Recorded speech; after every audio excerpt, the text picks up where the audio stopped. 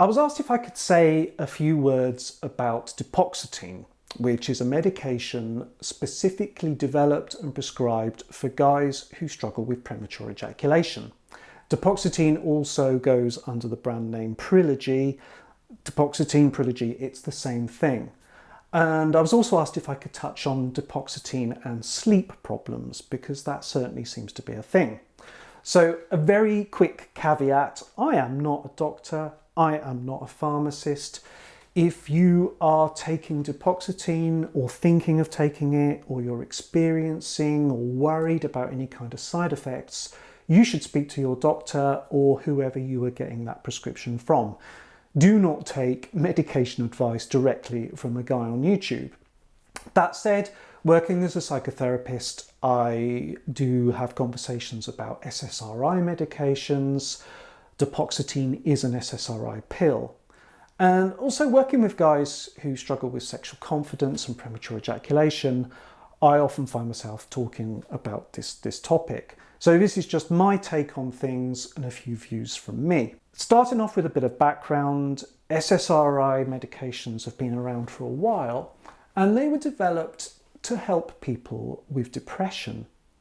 But it was noted that a very common side effect of taking SSRIs was it took longer to reach orgasm.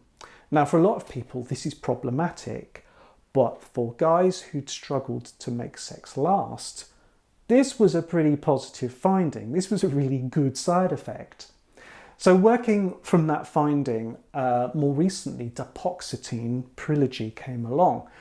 And it's a really clever innovation because it's an SSRI pill that is absorbed faster in the body. It has a much shorter half-life, so it can be taken on demand on the day that you have sex, a little bit like Viagra. So this sounds great. Is Dapoxetine to premature ejaculation what Viagra is to erectile dysfunction? Convenient. All you need to do is take a pill.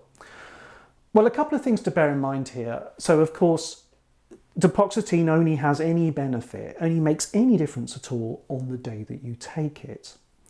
And just like any of these kind of medications, there are known side effects.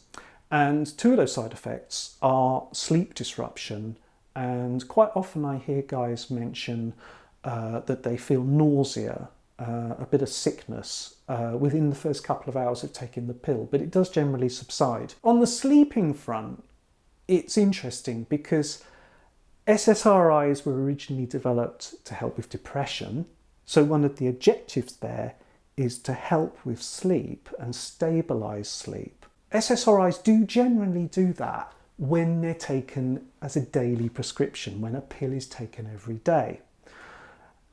It's noted on the NHS website, and I will link to that in the description below, that when embarking on an SSRI, one of the initial side effects can be sleep disruption, but you'd normally expect that to subside within a week or two. Remember that SSRI pills, in very basic terms, raise serotonin levels in the brain.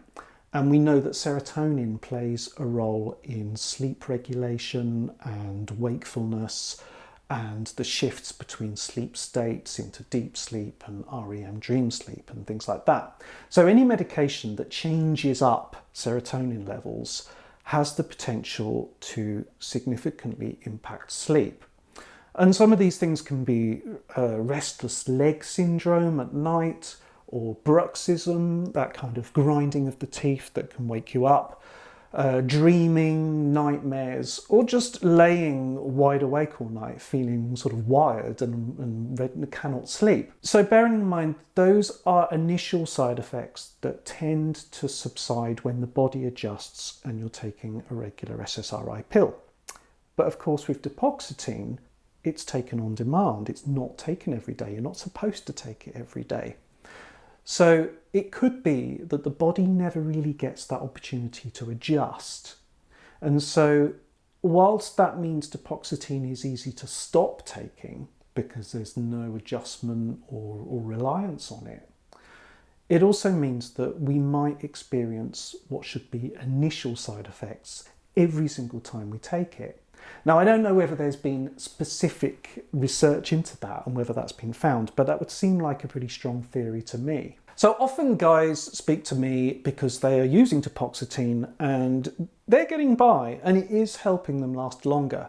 But they've recognised that they'd like to start developing a more organic approach to learning some actual skills and techniques to relax into sex, slow things down and feel a bit more in control. Sometimes this is because of the side effects that they've had enough of, or the cost of this prescription. It's not a cheap medication, and sometimes they just want to build in themselves in this way. And I think this makes complete sense. I guess one of the factors here is privacy, because a lot of guys are taking Dapoxetine or even Viagra and their partner doesn't necessarily know. She doesn't really need to know. They just takes the pill, it's convenient, and then they have sex. Now, by shifting to a different approach, by changing the way that you go about sex and trying different things, different positions, different movements, different speeds, the partner will recognise, and it really helps if she's on board.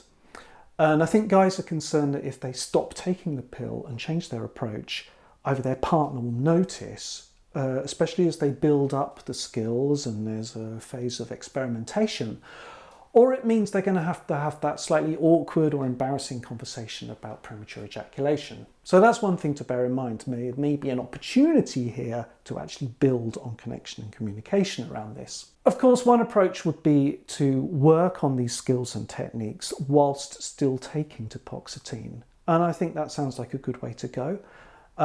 I guess there might well come a point where when you're feeling more relaxed and in control, you don't really know how much of that is the pill and how much of that is you and what you're now doing and the skills you've gained. But you may well notice that you are lasting longer. Don't forget that for a lot of guys, Dapoxetine, Priligy only buys them a couple more minutes. By changing the way that you go about sex, you would expect to see a bit more of an increase in duration there. By working as a shared personal development project, building that connection, investing in the future of your relationship, both of you will be having more fun, less anxiety, less overthinking. And doesn't that sound preferable to restless legs at night or bruxism? Something to think about there. I hope this has been interesting and informative, and thank you for watching. If you have any questions about premature ejaculation or sexual confidence in general, please feel free to get in touch, and my website is linked in the description below this video. Also remember that I am a therapist sharing my opinions and general advice, but this is no substitute for going to see your own GP or doctor.